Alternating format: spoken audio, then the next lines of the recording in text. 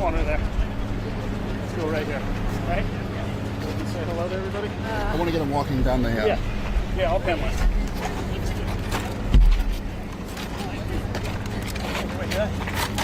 Go ahead. Try to stay low.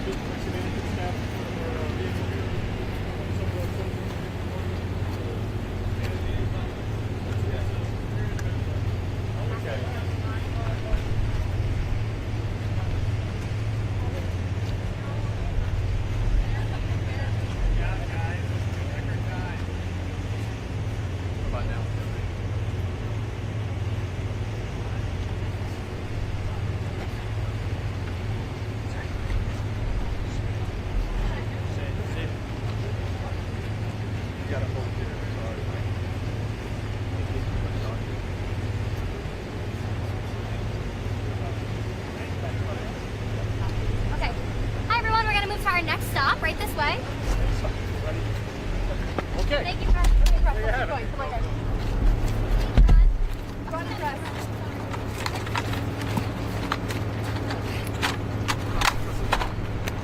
Thank you. Yep, your bag is here. All right, we're not going to miss anything.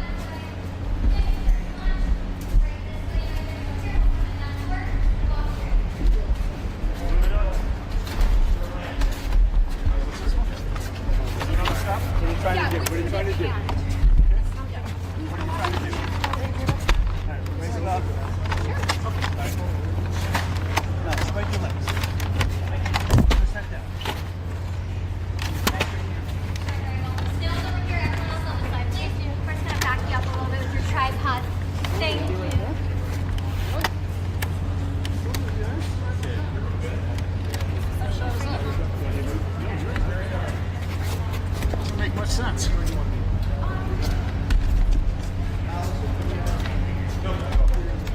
sure why they're there. I'll go on up over.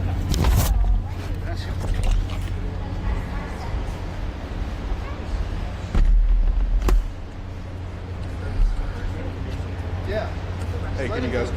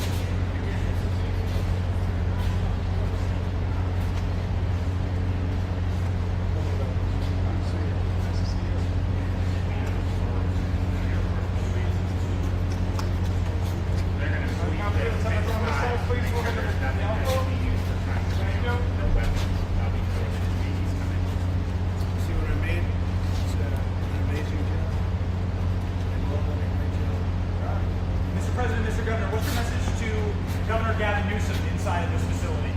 Well, the first thing you should do is come here and learn something, because they don't do this. They don't know. They wouldn't know where to begin, and if they did, it would cost them 100 times more. So I would say he should call the governor, Christie, and I'm sure you'd give him because his state is a disaster, and he doesn't do this. Well, they have the original Alcatraz, so you guys could approve him being able to set one of these up over there. I'm sure the secretary would be happy to do that and provide some. My sense is he's probably not going to bite on that, but I don't know that they'd be able to come in at cost because they tried to do this high-speed rail. They spent like 150 billion, no tracks. We've got a privately funded rail in Florida from Miami to Orlando, cost the taxpayer $0, and it's very successful. So just a much different approach between states. Hey, Mr. President, when's the first person checking in this beautiful Alcatraz? It'll cost 100 times more than that. Now, he ought to come here and study this because he could learn a lot. When's the first person checking into the room, sir? Tomorrow. Hopefully tomorrow, within the next 24 They have the hours. doctors, they have all the professionals. There's going to be a security sweep because there have been civilians here, so they will sweep this multiple times to make sure there's nothing can be used as weapons or any contraband. And then once that's clear, then they'll do. So it's really up to Secretary. I know has got people in the queue, and so they'll be ready to receive. I think our viewers at home should note that this is air-conditioned facility, so it is. if any of the news claims they're keeping them out in the hot, humid South Florida, that is wrong. It's probably 62 degrees in here, To be honest. or 72. Hey, Yep.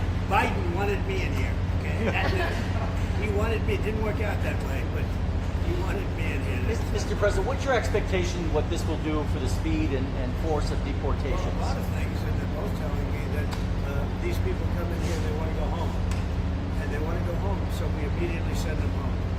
Where it's appropriate. Now, if somebody's a real killer, we don't send them anywhere. We put them in maximum security. Look, what we inherited from this guy, this incompetent man, and his administration, which wasn't incompetent, it was radical left, lunatic, communist, whatever you want to say. I know most of them. What we inherited should never, ever be forgotten. What they've made us do. This is all because of an open border policy where 25 million people flowed in. From all over the world, from prisons, from all over the world they flowed in. For no reason whatsoever. When I left, we had a very powerful border. We had no problem. He opened it up. Day one, he just opened the border. People couldn't believe it.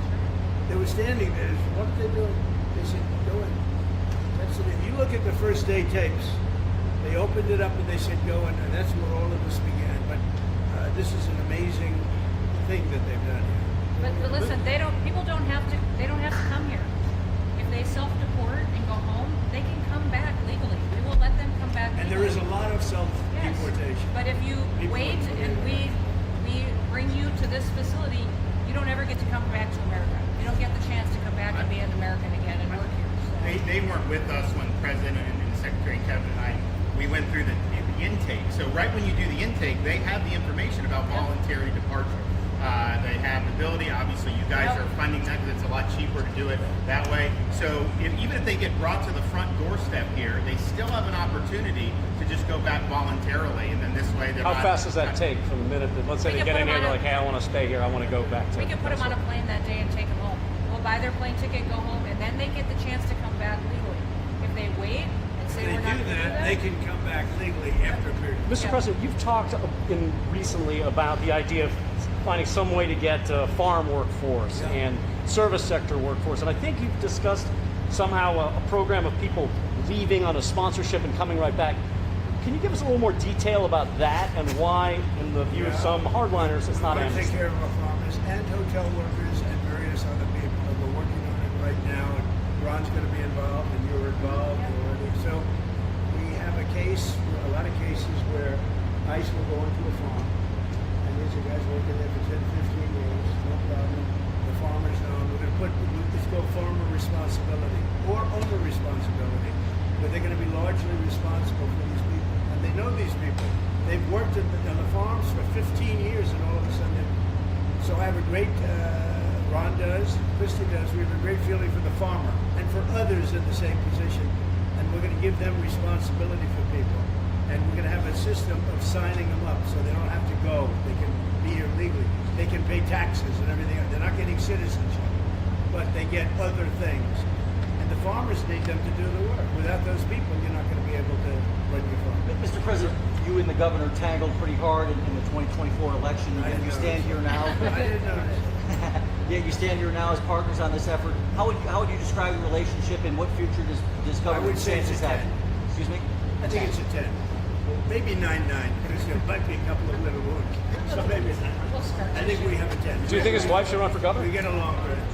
Should Casey DeSantis run for governor? The thing about it is, I endorsed him immediately in January 2024. I raised one of his PACs millions and millions of dollars, and obviously we saved him a lot of money in Florida because Florida was a deep red state.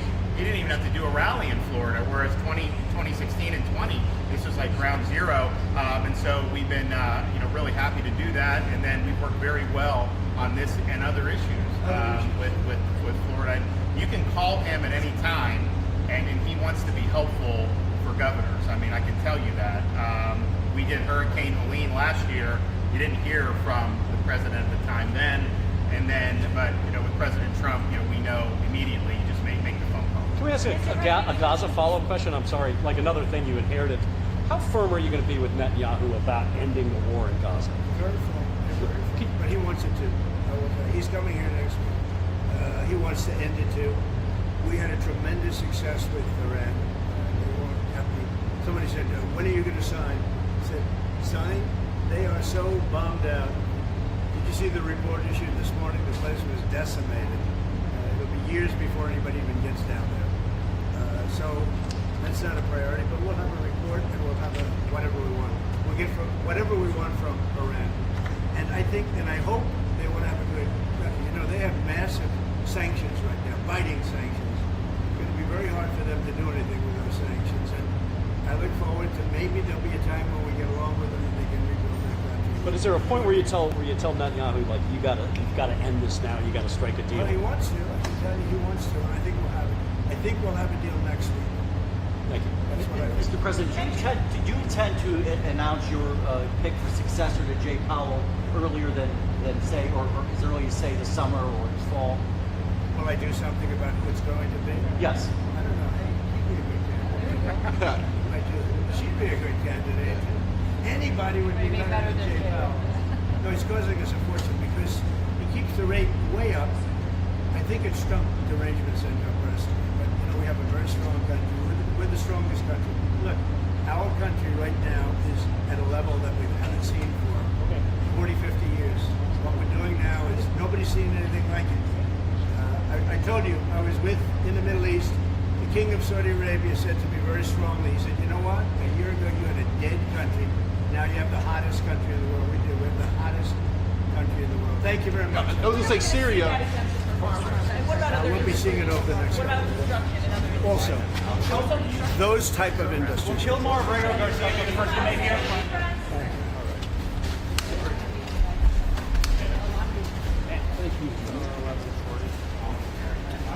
Right this way.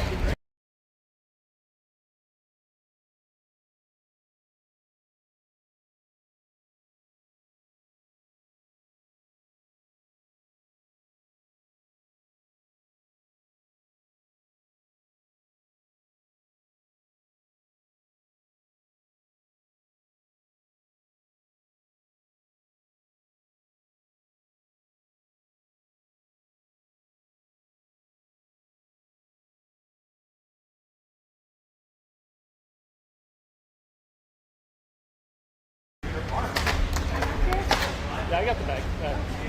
I'm moving. TV. Let's keep moving. Guys, come on.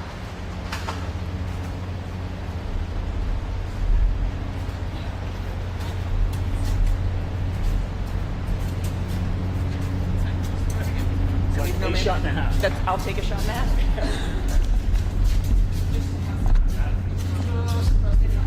Yeah.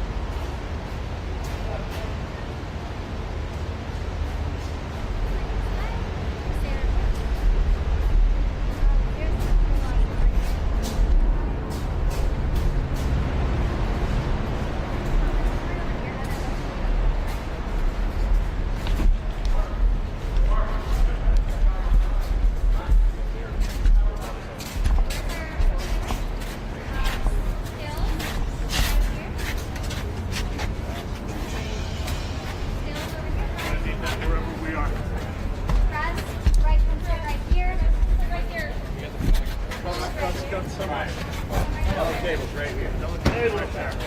So where does that mean I am?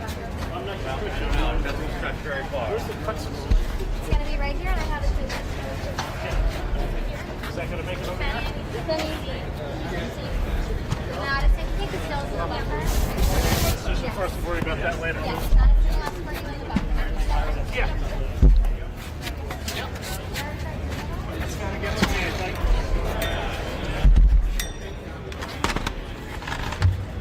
Ladies and gentlemen, please welcome the 45th and 47th President of the United States, Donald J. Trump.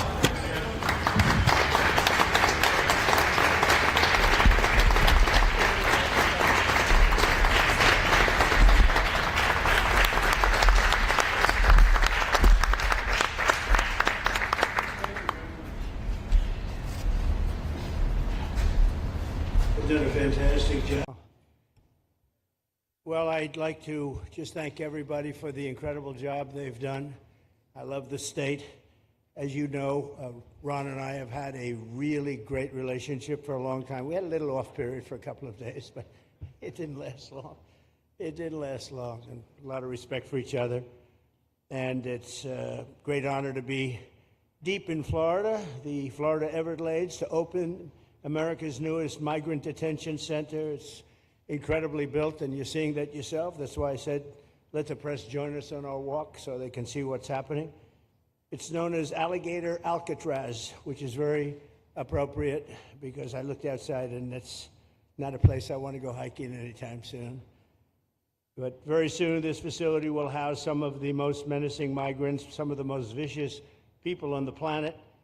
We're surrounded by miles of treacherous swampland, and the only way out is really deportation, and a lot of these people are self-deporting back to their country where they came from. Quite a few. We're amazed at actually the number.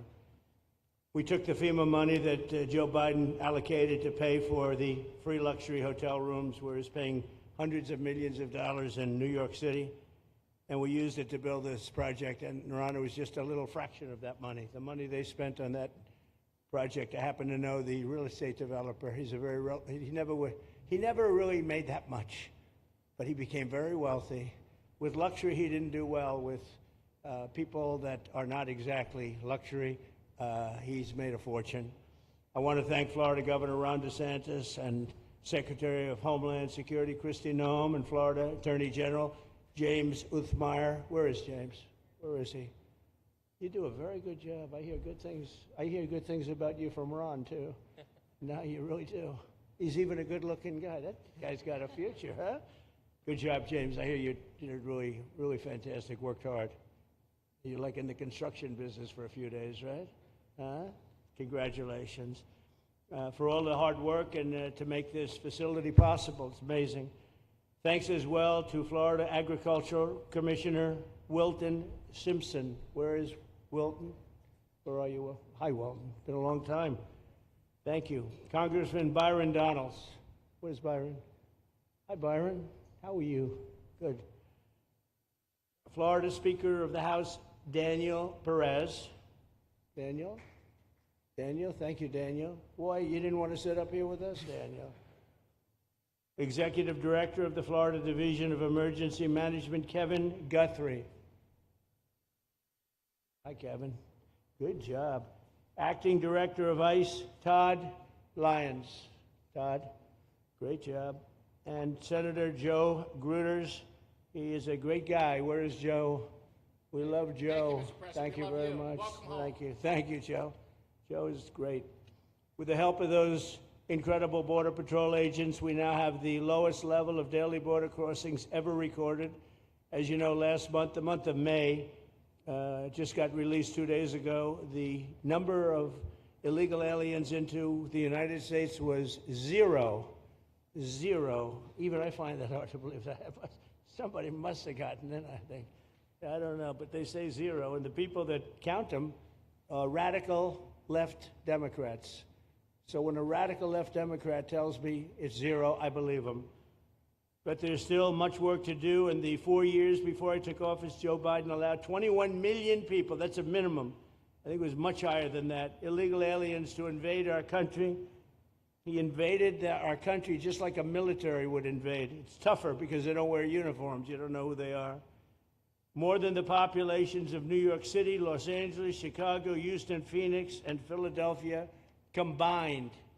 That's what came into our country from prisons, from mental institutions, from street gangs, drug dealers. It's disgusting.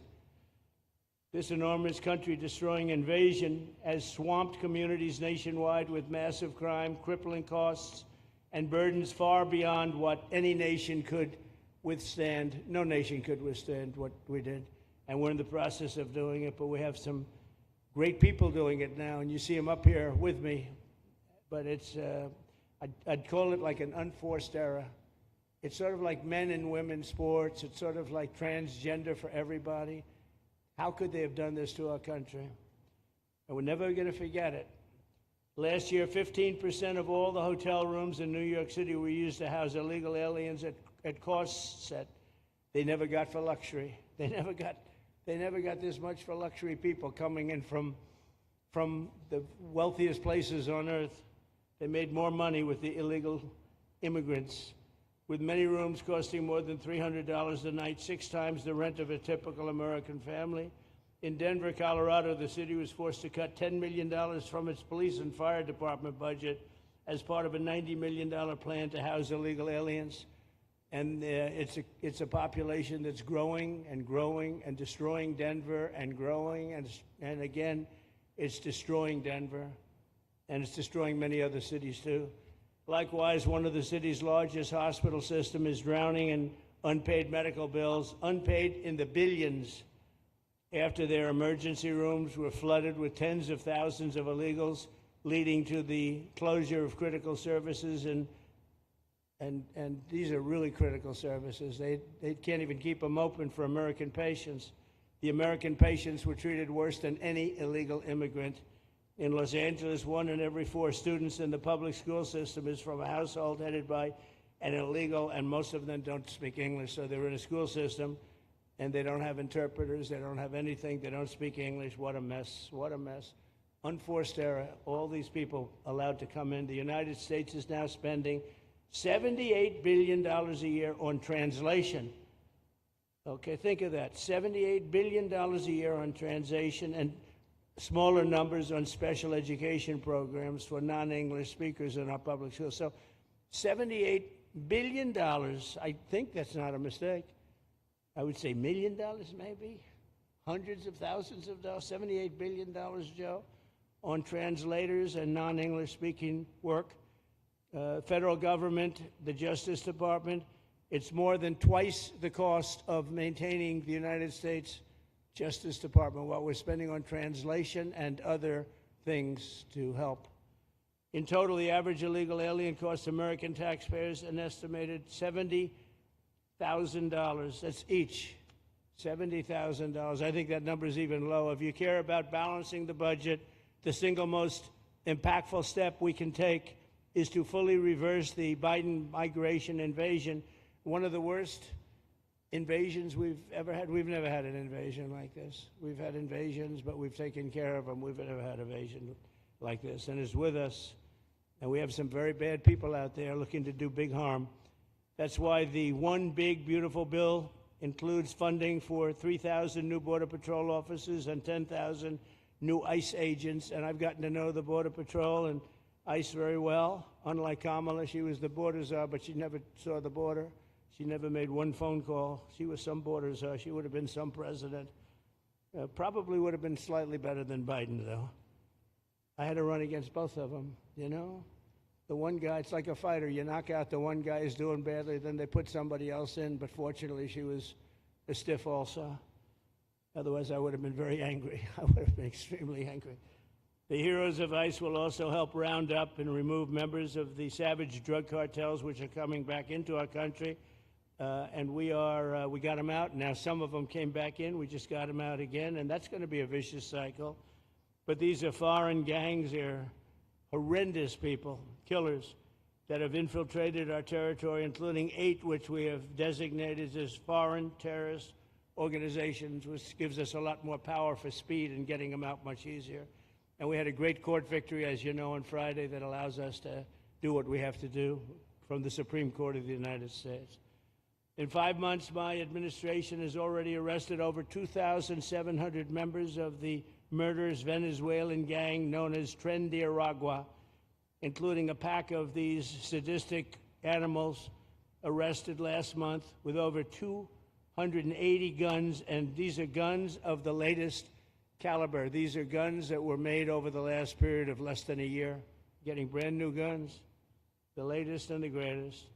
Every day, our brave law enforcement officers are hunting down and deporting migrant criminals who have committed heinous crimes, including more than 13,000 murders, 11,888 to be exact, but I'd probably say the 13,000 is right also.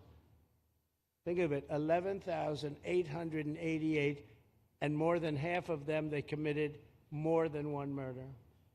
So, Ron, many of them are out of here already, but it's still it's a hell of a number to be confronted with. Just this year, ICE agents in Miami have apprehended illegals with arrests for murder, kidnapping, rape, child sexual abuse, and arson, people of the worst order. We're getting these monsters out of the United States, out of Florida, out of all the places that they're in. And on January 20th, I signed an executive order empowering governors and state police to be deputized to enforce federal immigration laws, and Ron's already taken advantage of it. It's a tremendous advantage for the states. Most of them are doing it. Actually, the blue states tend not to do it. Even a couple of them have, though. And I want to express my tremendous thanks to the state of Florida for embracing this opportunity and being a true partner. They've worked so well with the federal government. It's been just a beautiful, beautiful partnership. So, Ron, I'd like to thank you personally. You are my friend, and you'll always be my friend. And we may have some skirmishes even in the future. I doubt it, but I will always come back because we just we have blood that seems to match pretty well. We have a relationship that's been a very strong one for a long period of time, and I appreciate it, very much appreciate it. And also, Secretary Noem, I'd like to have you say a few words. You have been unbelievable, the job you've done. You and our favorite person, Tom Homan, have done, and your whole staff, because it's a lot of people, and Tom acknowledges it all the time. He respects you so much. He respects the staff that you both built. And you're really doing one of the great jobs. And it was great that you could work with Ron in Florida so well. Built such a great facility. So please say a few words. Thank you very much. I don't know if this will work. Well, thank you, Mr. President. First of all, I want to thank you for putting the safety and the security of the American people first, and the way that you never lose focus on making sure that America stays our priority and that the families that live here get the chance to grow up and to raise their children in communities that are safe and that give them an opportunity to pursue the American dream. This facility here is a fantastic representation of what can happen when all of government works together and when it's accountable to the taxpayers and to the citizens that live here. The President signed an executive order that allowed us to build partnerships with states and with local law enforcement officers, which is exactly how things should function in this country. More power, more authority given to people locally so that they can take control of their own destiny. And so we have already been working under the 287G program to deputize law enforcement officers, whether they be state highway patrol, local sheriff's departments in all of our states, and allow them to go out with our ICE officers, our border patrol officers, and make sure that we're getting the worst of the worst off of the streets. We also recognize that as we've been doing that and returning people back to their home countries, that we need detention facilities. We need beds to put them in place so that they can have their due process before they return home. And this facility is exactly what I want every single governor in this country to consider doing with us.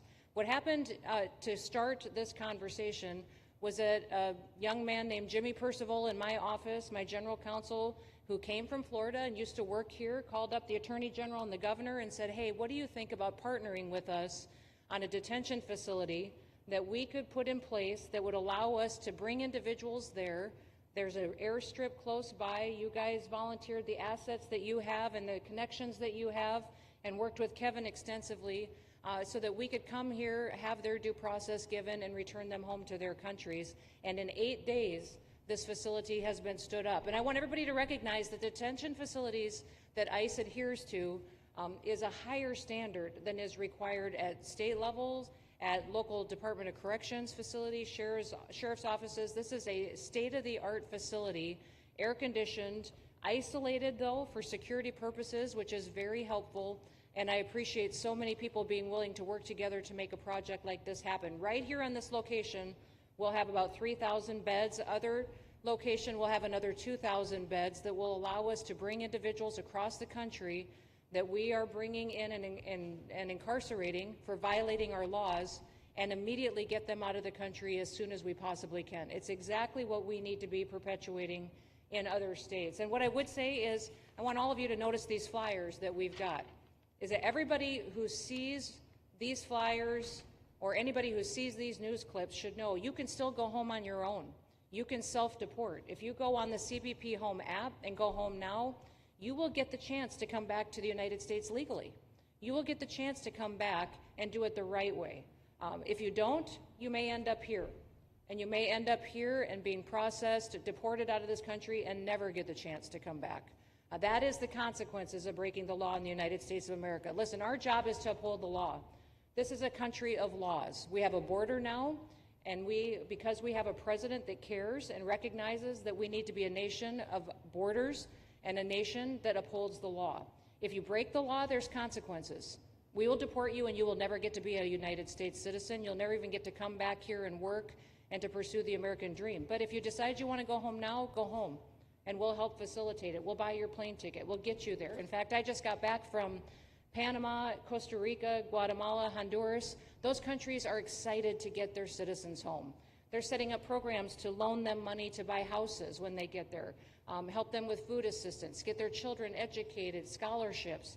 They want their citizens that are living here in the United States illegally to come home and to be a part of their economy and help their countries grow. So this is a win-win for everyone, and I just want to end, Mr. President, by thanking our law enforcement officers, by thanking our ICE officers and our Border Patrol officers for what they do every day. They are out on the streets, and violence against them has increased over 500% since Trump has gone back into the White House, because he's upholding the law and because a bunch of liberals, socialists, and Marxists are out there lying about what President Trump is doing. President Trump is upholding freedom by what he is doing. The freedom to live safely in this country and to do things legally and to have justice. And because those liberals, and I'm calling out you, CNN, I'm calling you out because you lie every single day about what these operations are. We are going after murderers and rapists and traffickers and drug dealers and getting them off the streets and getting them out of this country because Joe Biden let the worst of the worst come in here. The other day I was talking to some marshals that have been partnering with ICE. They said that they had detained a cannibal and put him on a plane to take him home, and while they had him in his seat, he started to eat himself, and they had to get him off and get him medical attention. These are the kind of deranged individuals that are on our streets in America that we're trying to target and get out of our country because they are so deranged they don't belong here.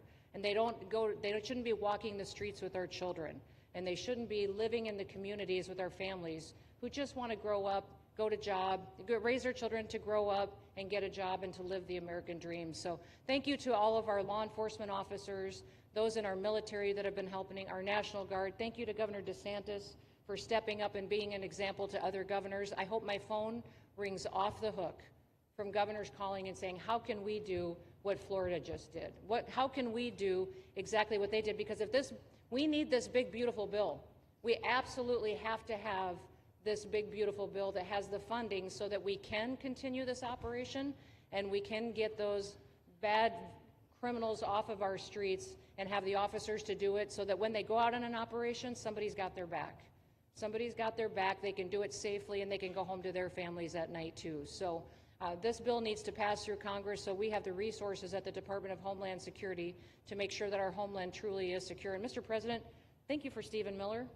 I just want to thank you for him. This guy calls me night and day and tells me all of his wise advice and wisdom, but he's a rock star because he loves this country and he's passionate about making sure that nobody is prioritized over an American citizen. We love everybody. We do. We love everybody. Not everybody. Well, A lot of people. but not we shouldn't be putting people illegally above citizens. We should be making sure that we do things right, and that's what America has always stood for, and we're an example to the rest of the world because we do it right. So, Mr. President, you surround yourself with great people, and I think that's because everybody wants to work for the greatest president that the United States has ever had, and that's President Donald J. Trump. Thank so thank you you, very sir. much, Christy. That's Thank so you for nice. your Thank you. Thank you very much. And I have to say that, you know, when Christie's name was put before me by Tom Homan, by the way, because I wanted him for the border, and somehow I thought that was going to be good in that sort. But he didn't want the upper job, and I said, "Who do you recommend?" Christie Noem. I said, "Oh, are you kidding? She's great, but she's such a fine, elegant person." He said, "Sir, she's tough as hell." I said, "Are you sure? You are tough as hell, I tell you, and you do it in a very nice way, but you are, if you ever saw her ride a horse, she rides a horse like she should be in the rodeo. She's like an unbelievable horse person, and you've done a fantastic job, and Steve Miller would even agree to that. And he likes nobody, by the way. I don't think he likes anybody. And another one we like is Ron. And Ron, would you say a few words, please? Sure. Well, thank you, Mr. President. Welcome back to Florida, and I think this is the first time you've been back since the events of a couple weeks. So just let me say, as somebody that was serving on active duty in Iraq back in the day, we witnessed the number of our troops that were killed or wounded by the Iranians. We know that they're a militant Islamic regime that was hell-bent on getting nuclear weapons, and under Joe Biden, they were about to get nuclear weapons. And because of your strong actions, those dreams and those ambitions have been reduced to rubble. And I thank you. I know a lot of veterans thank you, and people in Florida really thank you for stepping up and really making a strong, tough, but strong decision. I think we're much safer as a result of that. Now, on the immigration, I think President Trump's election represented the chance for us to finally solve this illegal immigration and border problem once and for all. I knew he was going to do the border, although he did it very quickly and very thoroughly. I think that no one can say that that's been anything but a spectacular success. But then we have the issue of Biden let in how many millions of people? And you had millions that had been in over decades previous to that. You can't have a country if you don't have respect for the rule of law. You can't have a country if foreigners get to decide who comes in. No, we, the American people, make that decision, who's allowed or not allowed to come into our country. We've seen Europe be overrun by open borders, so we're not going to let that happen here. So when President got elected, I knew that the states had an important role to play in facilitating this really, really historic mission. We're the only state in America, Florida, that requires full cooperation with ICE from all state and local law enforcement entities. And what is the net result of that? We have these agreements for these 287G task force with sheriff's departments, police departments, state agencies, and it's really instrumental in rounding up a lot of really bad people who shouldn't be here. If you look at the number of those full-blown 287G agreements that have been executed around the country, the state of Florida counts for 60% of those. If you look at the number of immigration arrests of illegal aliens on any given day, the arrests happening in Florida constitute between 15 and 20%. Nationwide. So we're all in on this because we understand how important it is to our citizens. It crowds schools, it crowds medical, it crowds housing. Yes, you have illegal alien crime as well, and people want the problem solved. And the only way we're going to solve it is if states like Florida step up and help the president, help Secretary Noem get the job done. Now, this facility here was really in response to us working with DHS and ICE from the time the president got sworn in. And the number one thing they kept coming back to was, you know, Biden decimated the agency. I mean, let's just be clear. You could have illegals in Florida. Biden would just release them. Even when they had notices or they had orders to be removed, Biden wouldn't send them back. So their interior enforcement collapsed under Biden. So they're building it back up. But they're like, we need detention space in order to be able to bring about more deportations. And so what we have here can hold 3,000 now. We have 2,000 facility up at Camp Blanding that we're going to be open, which is our National Guard site. But think about what you have here. They come here, say they already or been ordered to be deported. You drive them 2,000 feet to the runway, and then they're gone. It's a one-stop shop. And this airport that's been here for a long time is the perfectly secure location. It's going to make a big difference. And let me just thank everyone who was involved. We got the call from DHS a little bit more than a week ago, and here we are 8 days later with this facility open, and as soon as Air Force One departs, it'll be swept, and it'll be open for business to be able to do. But our goal here is to process them and be able to effectuate their return to their home country. This is the opposite of what they were doing in New York by just putting them up in a hotel and then just letting them stay there indefinitely. No, we want to be able to send back. And when you walk into the processing, the President and I, Secretary Noem, Kevin Guthrie, walk through that initial intake, the first thing you see is information on how to go home on your own. Why would you want to come through Alligator Alcatraz if you can just go home on your own? I think a lot of people are going to make that decision. So you're going to have a lot of deportations that are going to be done by the administration, but I think you're going to have a lot of voluntary as well. So this is a force multiplier for the President's efforts. I would just say and echo what Secretary Noem says. There is no reason why other states can't be doing it. And I know Louisiana, Texas, a couple of them, but we've got if only the red states did this, they would be able to expand their capacity by tens of thousands, maybe 50, 100,000 on a given day. That's how you really start to make a difference. And so we're proud to be able to partner with the Trump administration on that. Mr. President, thanks for coming down. I think you highlighting this is going to move the needle in a big way throughout the country, and I think it's going to help all of us achieve the really big results that I think our voters want to see. Thank you, Ron. Great job. Thanks, Ron. Thank you, Mr. President, for the opportunity. My name is Kevin Guthrie. I'm the Executive Director of the Florida Division of Emergency Management. And I'd also like to thank President Trump and the Department of Homeland Security Secretary Noem for joining us here today and for their continued support. I want to thank first by thanking the man to my right, and that's Governor Ron DeSantis, whose bold leadership and swift action made this project possible. Make no mistake, this facility would not be standing here without the President, the Secretary, and the Governor's vision and determination to uphold the rule of law. Florida is and will always be a law and order state. Even before the President took office, the Governor made it clear that illegal immigration would not be tolerated in the state of Florida. When the President and the Secretary asked Florida to help, the Governor empowered our state and private partners to work collaboratively and deliver real results on a rapid timeline. The Florida Division of Emergency Management is best known for leading the nation in hurricane response and other natural disasters. We understand how to act fast without bureaucracy in the face of any emergency.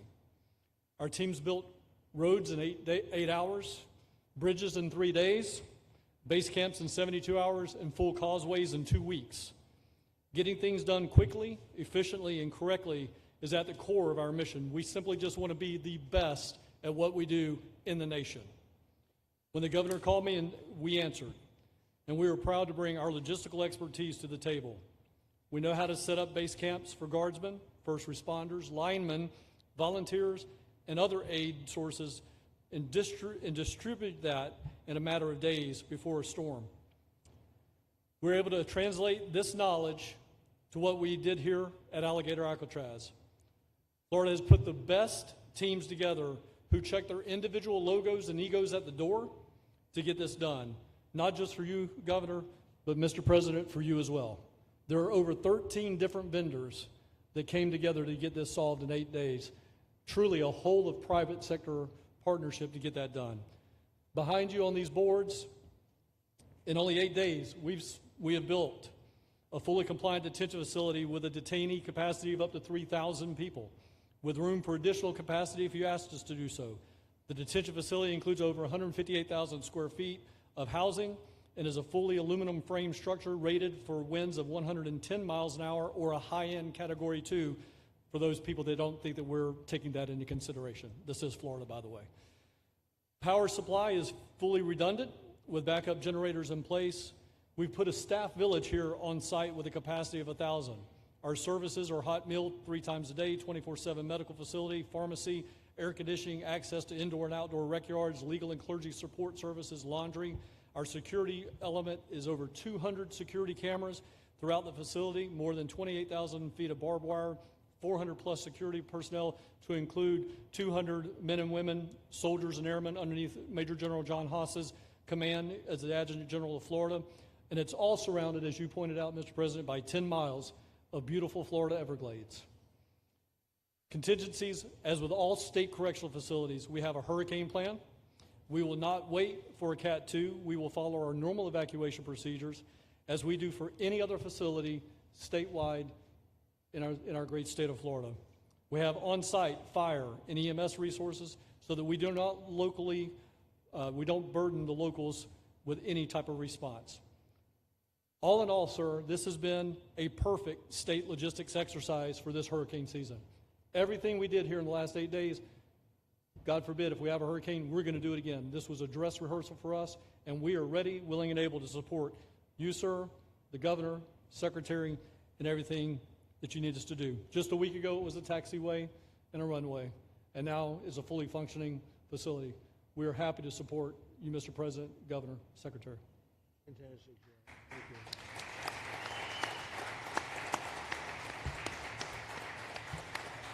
Byron, please.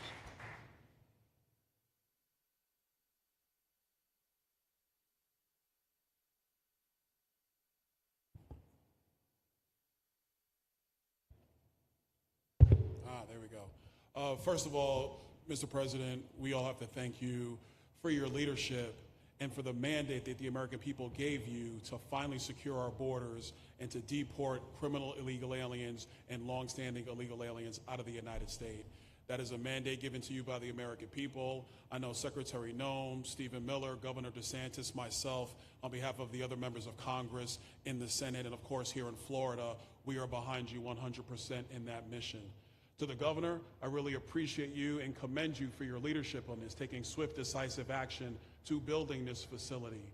One of the things that has occurred because of the work you did earlier this year with the legislature is that our sheriffs are out there every single day. They are arresting these criminal aliens in our streets, and they're seeing some backlog in their jails. So this facility primarily goes to address some of that backlog and then to help us fulfill the mission that the president has led us to. So Governor, thank you for your leadership and thank you for your decisive action on this. It really does mean a lot to all the people of Florida, of course the people of the 19th Congressional District.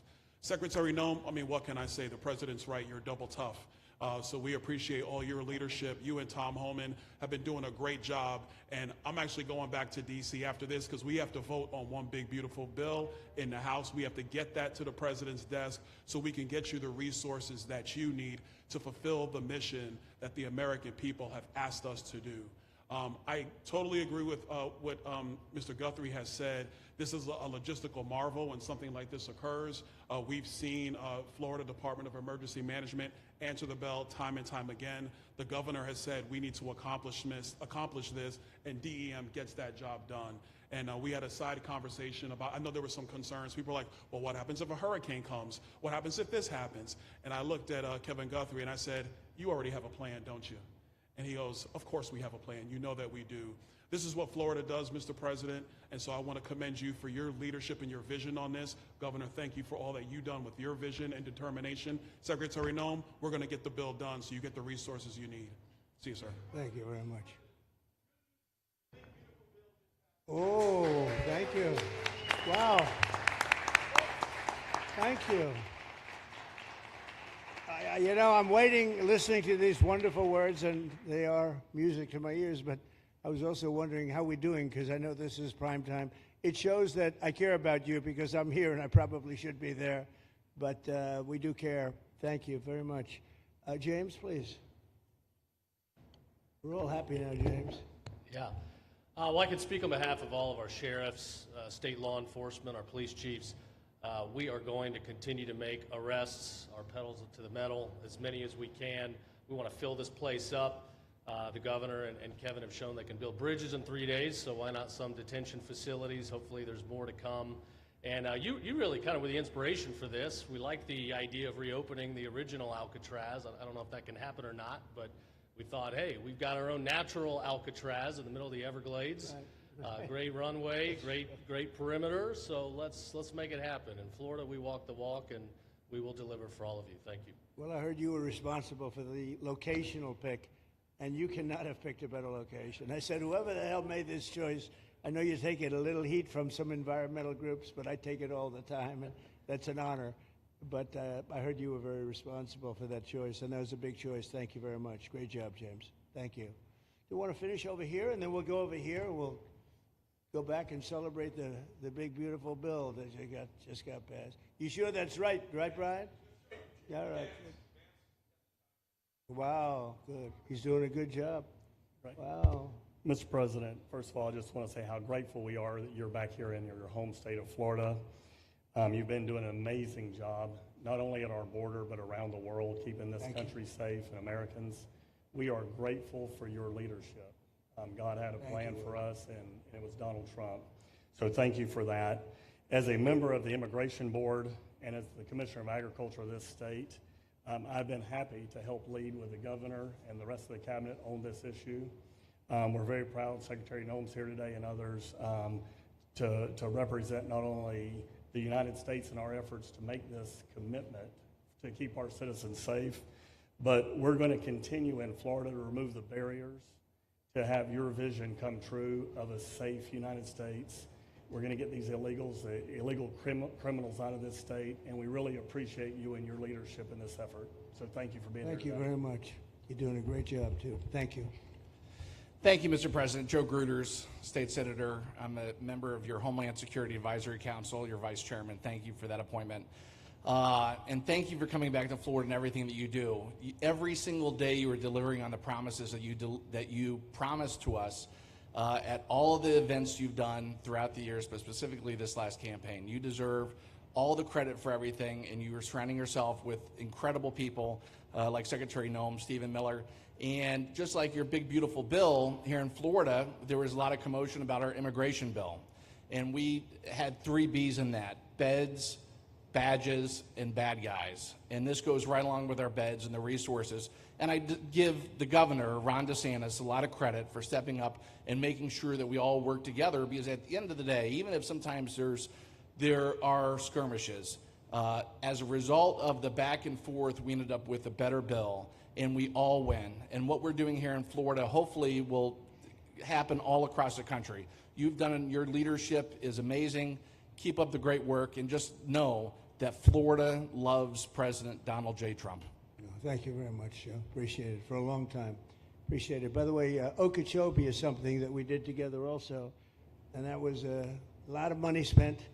I hope it was well spent. I know we did a Rolls-Royce job, but it's a lot of money that we spent out there together. And how is it going? You can delegate that to us, because we move faster than the Army Corps. Good. So we will finish that reservoir. Good. If you delegate it to us, I'll get it done and much quicker. Oh, I would do that. Yeah. I'll tell you, let me ask myself permission. Permission granted. Go ahead, get the thing, get it complete. You want to do that? All right, we're gonna go talk to the Army Corps Good. then after this. Good. You can move faster, actually. Please. I think it, no, sir, just first on behalf of the men and women of ICE, we just want to thank you for allowing us to do our job again. You know, your vision and under Secretary Noem's leadership, this is what the American people want. And I hope that you see great results of what we're doing out there every day of getting the worst of the worst out of our communities. Because of you and Secretary Noem, I have the privilege to lead one of the most premier and the finest law enforcement agencies that we do have in the United States. And the men and women of HSI and ERO Miami do incredible work like you highlighted. And with the governor in the state of Florida, the partnership in Florida has been amazing. The 287G program is only going to help us to identify all those known gotaways and get the worst of the worst out of the neighborhoods. And through our Homeland Security Task Force, we are going to make America safe again. So thank you very much to both you and the Secretary. Thank you, Todd. Great job. Really great job you're doing. Thank you. Please. Good morning, Mr. President. Hi. Thank you so much for coming. Again, as Garrett Ripp, I'm the Field Office Director for ICRO here for the Miami Field Office. Incredible collaborative work we've been doing together, working with the state, working with our local partners. And again, just the 287G is going to open up that aperture and allow us to get those bad hombres off the street and get them Right. into this facility. And we're looking forward to it. And again, just appreciate all your support. Thank you. Always thank you. You've always been so great. Thank you very much. Please. Good afternoon, Mr. President. On behalf of Air Marine Operations, my name is Andres Blanco. I'm the Executive Director for Southeast Region. AMO continues to execute and support your executive orders. Air Marine Operations brings a unique capability both in the air and the maritime domains. And in partnership with our Border Patrol, OFO officers, and ERO, we continue to conduct effective operations both interior, along the border, and along the maritime approaches. Thank you very much. Good job. Good afternoon, Mr. President. Jose Figueroa. I am the acting special agent in charge for Homeland Security Investigations here in South Florida, and our office covers from Key West to Fort Pierce. Tremendous collaboration here with the state and our federal partners. HSI is conducting criminal investigations into TDA, MS-13s that are involved in human smuggling, sex trafficking of minors, and we will continue that effort with your support. Governor DeSantis, thank you very much for this facility. Looking forward to continue the great work. Thank you. Thank you very much. Steve, would you like to say something? Our star. Thank you, Mr. President. I just want to say on a personal note, getting to watch what you've done over the last 5 months to deliver on a 50-year hope and dream of the American people to secure the border. When President Trump came into office on January 20th, the United States had endured the largest wave of illegal immigration in human history. Not just American history, human history. And within just a few days, President Trump, through his strength, leadership, diplomacy, and vision, achieved the most secure border anyone in the world has ever seen. When we recently went overseas to the NATO summit, I had senior staff in foreign governments come up to me and ask me how he achieved the Trump miracle on his border and could that be replicated in their countries. For individuals who don't work in this space, to have 0 successful illegal entries in an entire month should be an impossible achievement. There's a 2,000-mile border with one of the poorest countries in the world, and you have open travel from 150 countries into Central America and South America. There are 2 billion people in the world that would economically benefit from illegally coming to the United States. And through the deployment of the military, through the deployment of novel legal and diplomatic tools, through the building of physical infrastructure, through the empowering of ICE and Border Patrol, and the entire federal law enforcement apparatus, President Trump achieved absolute border security. And now, once this legislation is passed, he will be able to make that with those resources permanent. Watching what you've done, sir, has been one of the honors of a lifetime. I'm proud to be able to play any role in it. And what President Trump is going to achieve next with the resources in this bill will make America safer, stronger, freer, more sovereign, and more prosperous than it has ever been before. Thank you, sir. Thank you, Steve. Oh. Thank you. And the bill is going to be great for Ron. It's going to be great for Florida, too. There's a lot of set-asides for Florida, some of the things that you wanted to do. And so it's great news to hear that it was approved. Do you want to take a few questions, Ron? We'll take a few questions from these. Yeah, please, go ahead. Yeah. Thank you, Mr. President.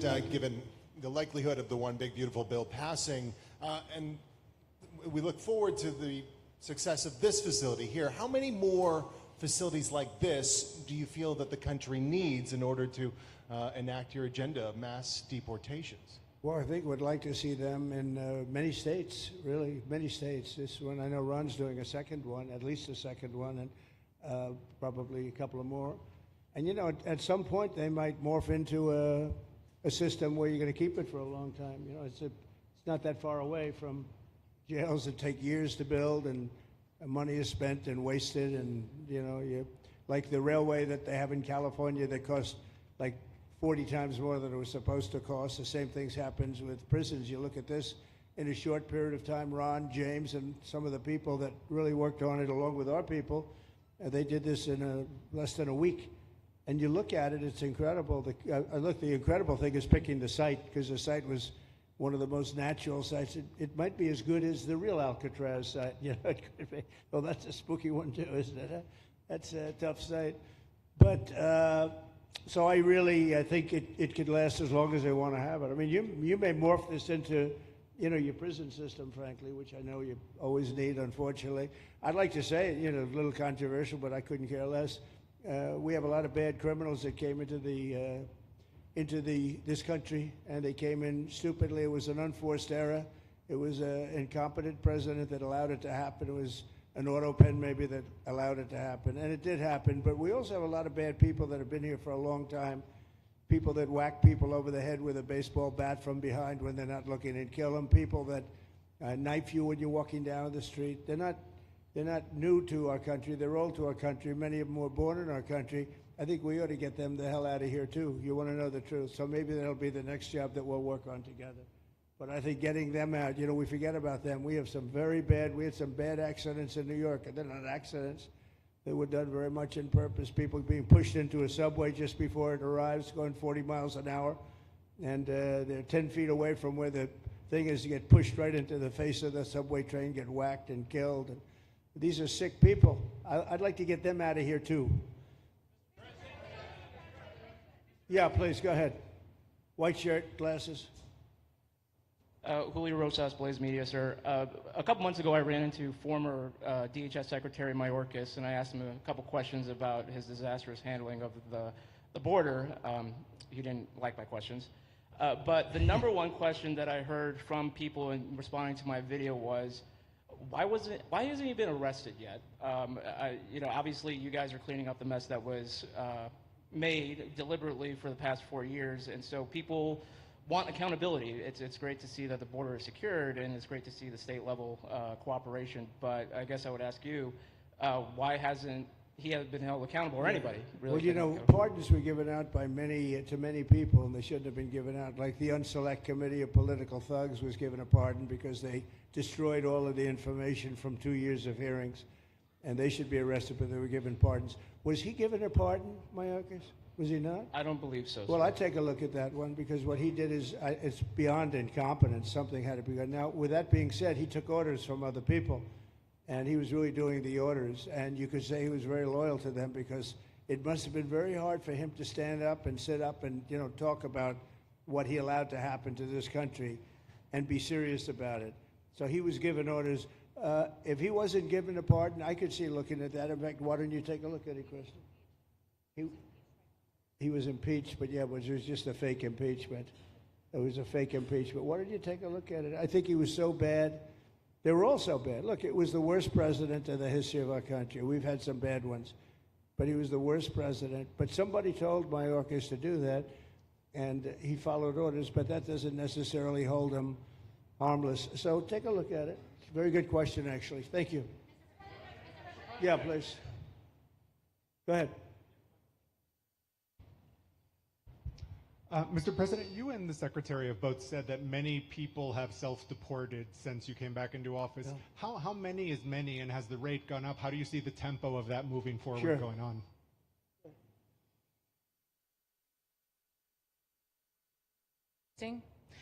We have had several 100,000, but also we have many that have self-deported, not even using the CBP Home app. When I have gone to these other countries to negotiate security agreements and information sharing on criminals, who's coming and going into their countries, they report that hundreds of thousands have come home that weren't on our radar, that they are coming home on their own and self-deporting because they want the chance to be able to go back to America someday. So we believe it's over 1 million, possibly more than that. I'm asking all of those countries for their information on what they have of individuals that may have returned home, that they have taking advantage of their programs to help them become a part of their civilization again, too. So we know it's over 1 million, but we have to, I'm getting more information, and that number will grow. If they don't leave, they never get the chance to come back. If we have to take them out, and we will, they'll go out, but they never get a chance to come back. The other way, we actually make it a little bit easier for them to come back. Okay? Thank you. Good question. Thank you. The bill is now passed in the Senate, but we are already hearing from some Republicans in the House who say they cannot get on board with the changes that were made to the bill in the Senate. What is your message to those holdouts? Well, I just heard that about the Senate, and the bill just passed, and it tells you there's something for everyone. I mean, it's a great bill. There is something for everyone. and I think it's going to go very nicely in the House. Actually, I think it will be easier in the House than it was in the Senate.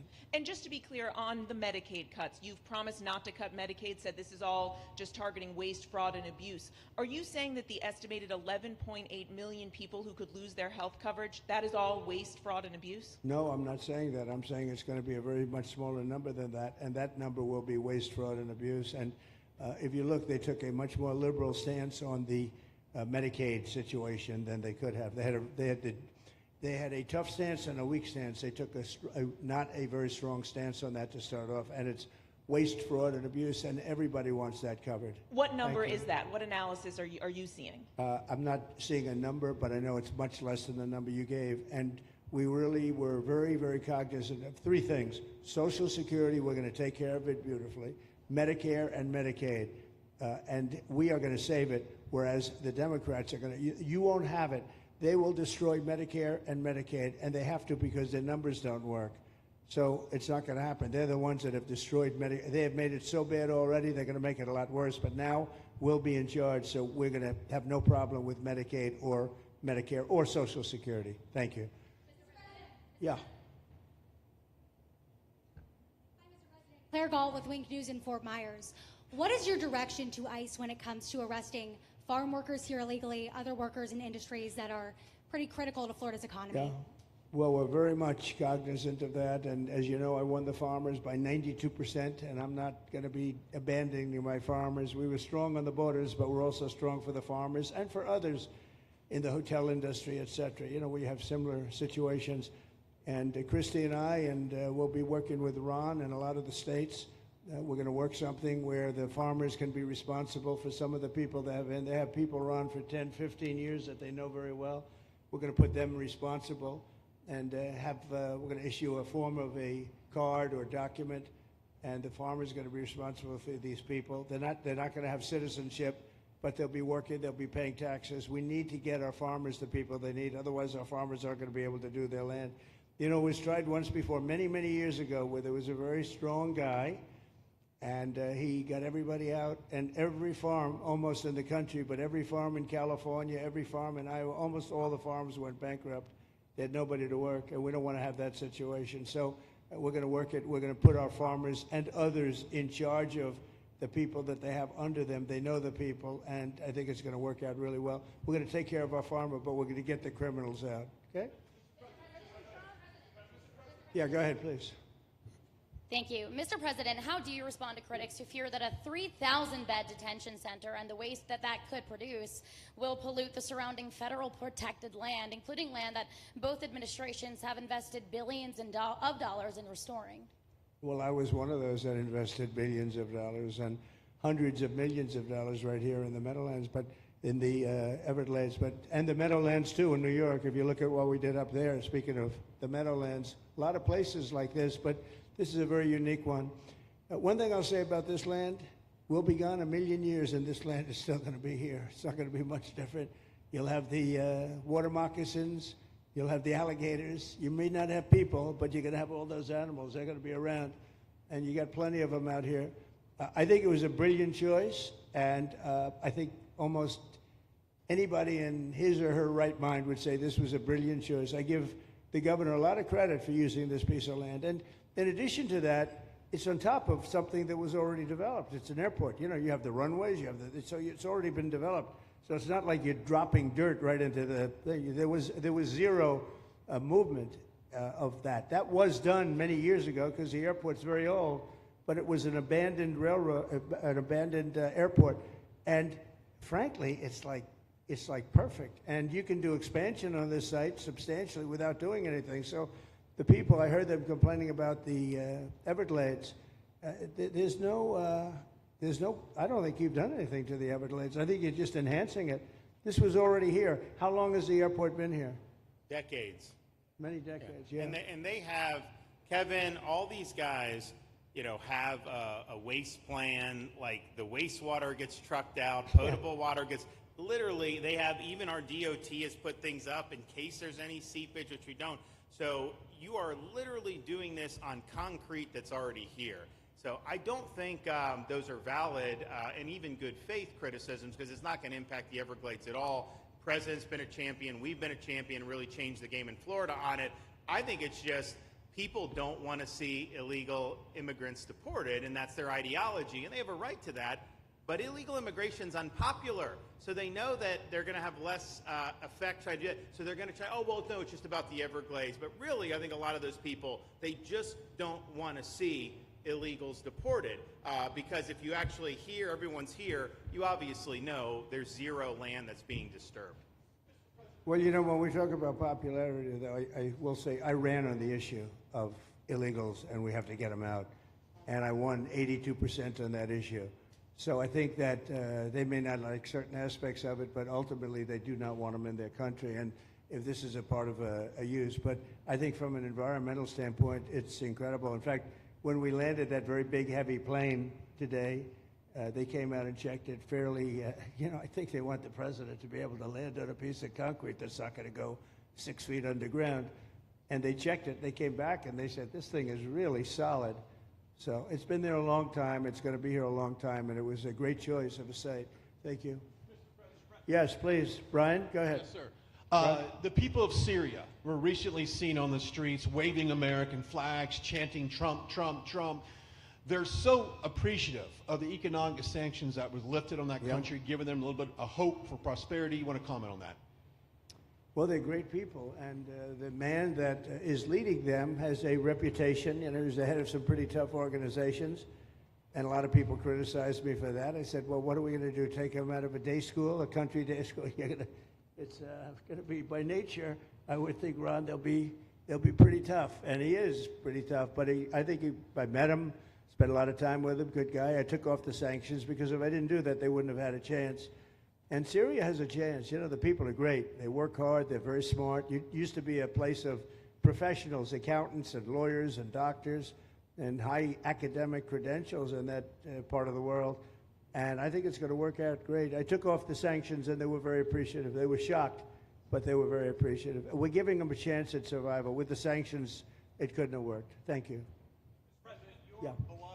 Mr. President, your beloved New York City may well be led by a communist soon, Zorhan Mandami, who in his nomination speech said he will defy ICE and will not allow ICE to arrest criminal aliens in New York City. Your message to communist Zorhan Mandami? Well, then we'll have to arrest him. Look, we don't need a communist in this country, but if we have one, I'm going to be watching over him very carefully on behalf of the nation. We send him money. We send him all the things that he needs to run a government. And by the way, they get about 3 times what you get, Ron. If you look at the per capita, Florida gets 1/3 of what New York gets in terms of the numbers. Why don't you give us those numbers?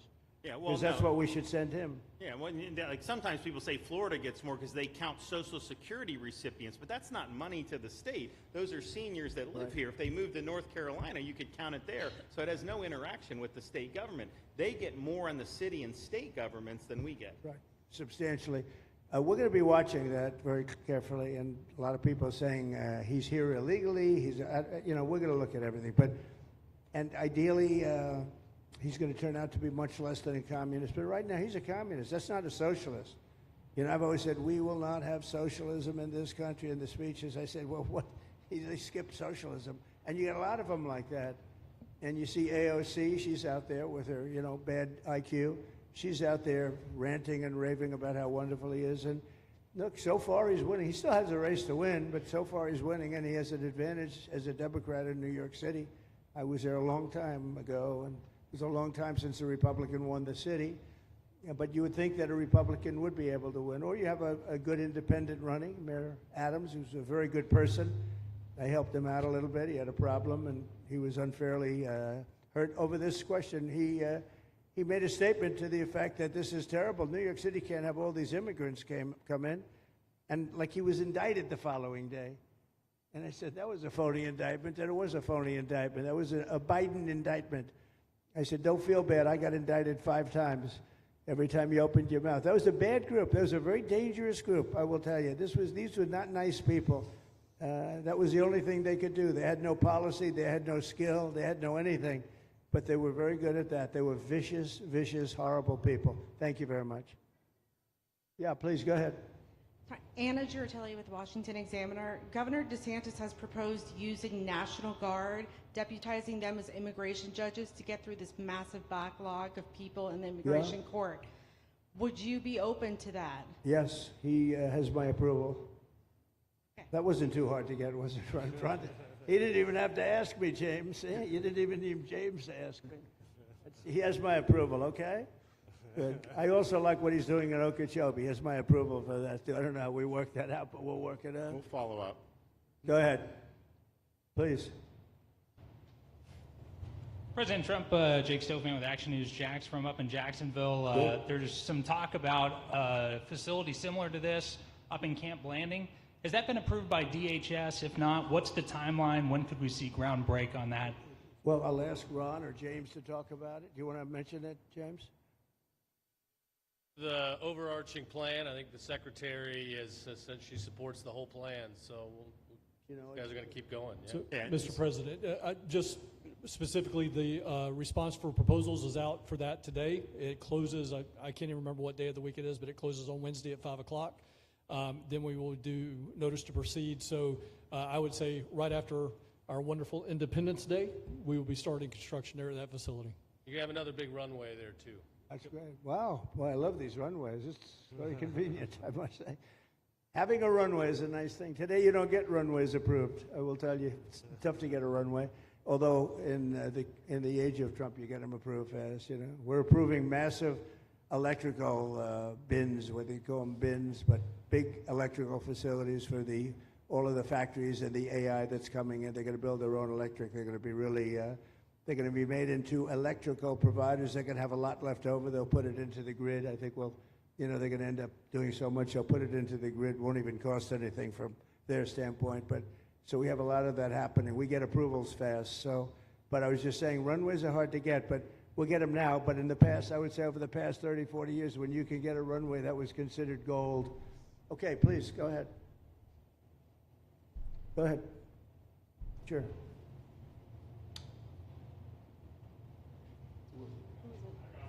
Okay, go ahead. Yes. President Trump, Laverne McGee, News 6 Orlando. You have fulfilled several campaign promises along with the help of Governor Ron DeSantis. What is the next campaign promise that you plan to fulfill to the American people? So we have turned this country around in less than 6 months.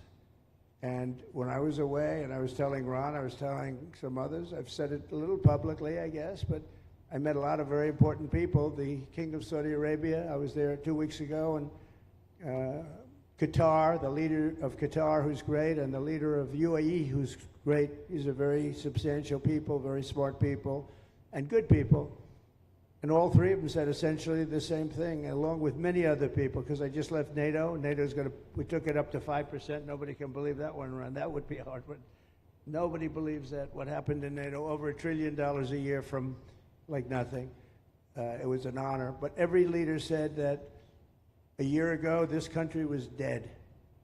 They had no confidence in the United States. They really felt it was a dead country, and it was some bad things were going to happen. But they used the term, it was a dead country, and now they said you have the hottest country anywhere in the world. We're the hottest country in the world right now. And we turned it around fast. I thought it would take longer than this. We turned it around fast. Some of it was psychology, and we had to know how good we were. But others was getting rid of rules, regulations, and all of the things that I got rid of already. I signed more executive orders than anybody in history, times like 3 or 4. And I got rid of just one. I got rid of the other night. You buy a house, they have a faucet in the house, Joe, and the faucet, the water doesn't come out. They have a restrictor. You can't, in areas where you have so much water, they don't know what to do with it. You have a shower head, the shower doesn't, you think it's not working. It is working. The water's dripping out. And that's no good for me. I like this hair I like that hair nice and wet. You have to stand in the shower for 20 minutes before you get the soap out of your hair. And I put a thing in, and it sounds funny, but it's really not. It's horrible. And when you wash your hands, you turn on the faucet, no water comes out. You're washing, the water barely comes out. So this was done by crazy people.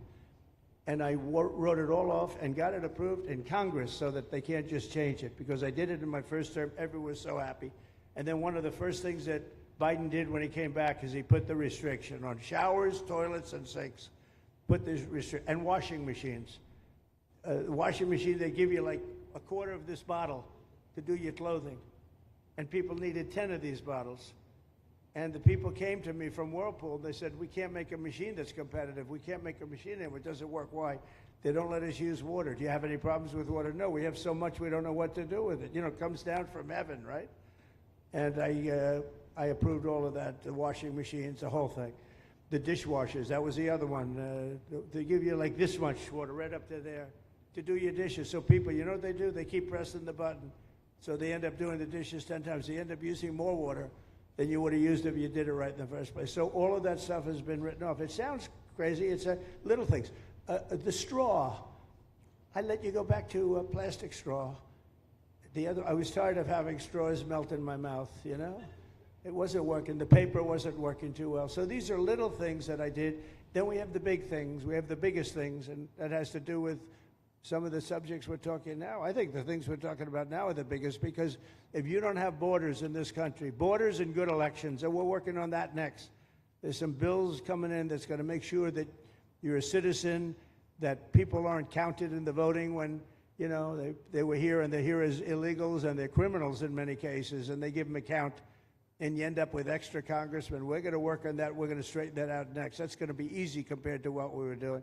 But we did the big things too. But little things like that, a straw, little things like a washing machine with no water. People go out, they spend all their money on a washing machine. The damn thing doesn't work. You can't use the water. Then you go to your sink, and that doesn't work either. You're stuck. You know what you do? You have dirty plates the next day. That's it. And we solved so many common sense problems. And they weren't easy. You know, there are people that really believe in this stuff. But, you know, most states have so much water, they don't know what to do with it. And look at North Carolina. I mean, they had a lot of water, and they have to get restrictors on their, you know, on their kitchen faucet. So we're very proud of the things we did, and we're going to do a lot more of them. Yeah, please, go ahead. You guys in good shape. Hey, it's Eric Bowling. How you doing, sir? Something we've talked about for, I'd say, the better part of 20 years. I think it's something near and dear to your heart, energy, our energy security. Yeah. Under Joe Biden, average price of oil for the 4 years was about $79 a barrel. He drained the SPR halfway down, promised to replenish it, never did. That's right. Under you, first term, $53 average price for 4 years. Biden was $78 for 8 years. It was never refilled. The question is now it's $64 or so. Yeah. What coming down rapidly. Coming down, and what a great opportunity to fix another one of Joe Biden's problems, one of the things he broke in America, giving us the energy security of an emergency SPR, Sure. fill it to, maybe even go beyond and fill it to 1 billion barrels this time at a much cheaper price. Thoughts on the energy sector? So it holds 77 million barrels, and we had it up to the top, if you remember. And I was proud of that, and I made a deal to buy it at the lowest price of oil. It was a good deal, good instinct. And we filled it up, and when he came in, he started using it to keep oil prices down because he blew our energy policy out. Energy and his bad spending is what caused inflation. So now we have no inflation. Gasoline just hit $1.99 today in 5 states. $1.99, isn't that a nice sound? It was up to $4.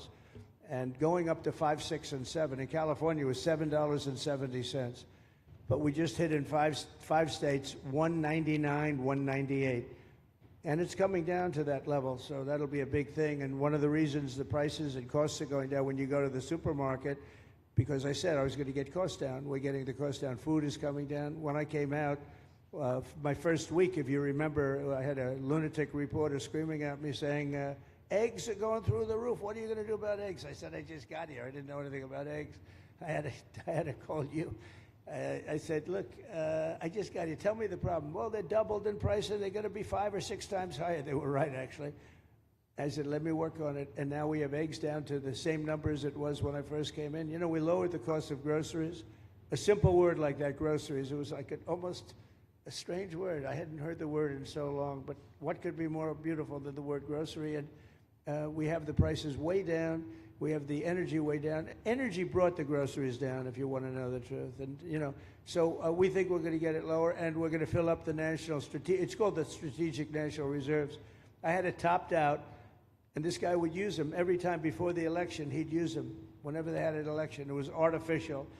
But believe it or not, as big as that are tens of hundreds of millions of barrels of oil, all filled up at low prices. But it was really meant for wars, and it wasn't meant for keeping your prices down during a holiday so that somebody could get elected. But they used it, and they didn't bring it. The only mistake you made, they didn't bring it a little down. They brought it right down to the bottom. The thing is practically empty. They never filled it up. They never spent 10 cents in filling it up. And we'll do that. When the market is right, we'll fill it up. I want to fill it up when the market's right. Thank you. How about one more question? Okay, please, in the back. Dana Marie McNichol, Fox News Channel. Mr. President, is there an expected time frame that detainees will spend here, days, weeks, months? And does that have anything to do with the immigration judges you just spoke about being trained and staffed here? When you say, what was the first part of your question? Who? Is there a specific time frame you expect the detainees to spend here? Days, weeks, months? In Florida? Yes, here at Alligator Alcatraz. I'm going to spend a lot. Look, this is my home state. I love it. I love your government. I love all the people around. These are all friends of mine. They know them very well. I mean, I'm not surprised that they do so well. They're great people. Ron has been a friend of mine for a long time. I feel very comfortable in the state. I'll spend a lot of time here. I want to, you know, for 4 years, I've got to be in Washington, and I'm okay with it because I love the White House. I even fix up the little Oval Office. I make it, it's like a diamond. It's beautiful. It's so beautiful. It wasn't maintained properly, I will tell you that. But even when it wasn't, it was still the Oval Office, so it meant a lot. But I'll spend as much time as I can here. You know, my vacation is generally here because it's convenient. I live in Palm Beach. It's my home. And I have a very nice little place, nice little cottage to stay at, right? But we have a lot of fun, and I'm a big contributor to Florida, you know, pay a lot of tax. And a lot of people move from New York, and I don't know what New York is going to do. A lot of people moved to Florida from New York, and it was for a lot of reasons, but one of them was taxes. The taxes are so high in New York, they're leaving. I don't know what New York's going to do about that, because some of the biggest, wealthiest people and some of the people that pay the most taxes of any people anywhere in the world, for that matter, they're moving to Florida and other places. So we're going to have to help some of these states out, I think. But thank you very much. I'll be here as much as I can. Very nice question. With that, I'd like to just end by saying I want to thank Ron and James and all of the people that have done such a great job, all of your staff. Really fantastic work. And it really started with site selection. You can do a great job, but if you have the wrong site in real estate, you have the wrong site, you're dead. And this was a great site selection, despite what you may read in the environmental press. Good job. And this was an honor for Christy and myself and Steve and all of our people to be here. And I also appreciate the media. They've treated us very fairly. Over the last few weeks, I've been treated very nicely. And it's so unusual. I'm not used to it, but we've gotten great accolades. Brian, I want to thank you for calling out, because I was waiting here, because I knew the vote was taking place and I'm answering questions, right? So I want to thank you very much and say hello to our friend. And I will see a lot of you. Thank you very much. We're going to make America great again. Thank you very much.